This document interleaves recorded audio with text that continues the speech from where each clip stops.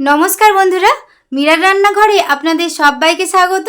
আজ পাস্তার সাথে আটা মিশিয়ে বানিয়ে নেব দারুণ একটা চটপটা রেসিপি। এটা কয়েক মিনিটেই বানানো হয়ে যায়।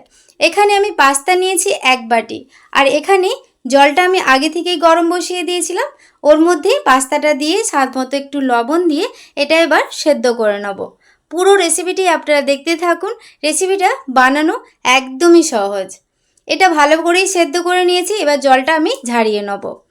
একটু ঠান্ডা হয়ে যাওয়ার পর তারপর একটা বোলের মধ্যে সব পাস্তাগুলো নিয়ে নিলাম। একটু হাত দিয়ে ছড়িয়ে নিচ্ছি।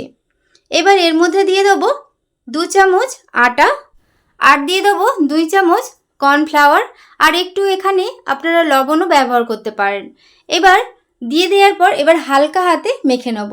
কোনো রকম মুলে মুলে মাখবো না, হালকা করে মেখে নেওয়ার পর দেখুন পাস্তাগুলো ভালোভাবে আমি কর্নফ্লাওয়ার বা আটার কোটিং করে নিয়েছি, বেশ ঝরঝরে আছে। এবার এগুলোকে আমি ভেজে নেব। তার জন্য কড়াইয়ে তেল দিয়েছি, আর তেলটা ভালোভাবে গরম হতে হবে। তারপর গ্যাসের ফ্লেমটা মিডিয়াম ফ্লেমে করে কিছুটা পাস্তা আমি ওই তেলের মধ্যে দিয়ে দিচ্ছি। একদম বানানো সহজ, আপনারা পুরো রেসিপিটা দেখলে বানাতে ইচ্ছে করবে, আর দারুণ টেস্টি হয়। এখানে কিছুক্ষণ সময় হওয়ার পর তারপর এগুলোকে উল্টে পাল্টে একটু সময় ধরে লাল লাল করে ভেজে নিতে হবে। আমার চ্যানেলে আপনি যদি নতুন হয়ে থাকেন প্লিজ আমার চ্যানেলটি সাবস্ক্রাইব করবেন, আর পাশে থাকা বেল আইকনটা পুশ করে দেবেন আমার নতুন ভিডিও পাওয়ার জন্যে। এখানে দেখুন এরকম একটু লাল লাল করে ব্রাউন কালার করে যখন ভাজা হয়ে যাবে তারপর এগুলোকে আমি তুলে নেব। কত সুন্দর হয়েছে দেখুন। একইভাবে বাদবাকিগুলো আমি ভেজে নিচ্ছি, আর কতটা ক্রিস্পি হয়েছে আওয়াজটা শুনেই বুঝতে পারছেন। দেখুন সবগুলো একইভাবে ভেজে নেওয়ার পর একটা প্লেটের মধ্যে নিয়ে নিয়েছি। এবার এর মধ্যে আরও চটপটে একটা স্বাদ আনার জন্যে এখানে একটু আমচুর পাউডার দিলাম, অল্প একটু লবণ, আর এখানে দিয়ে দেবো চাট মশলা।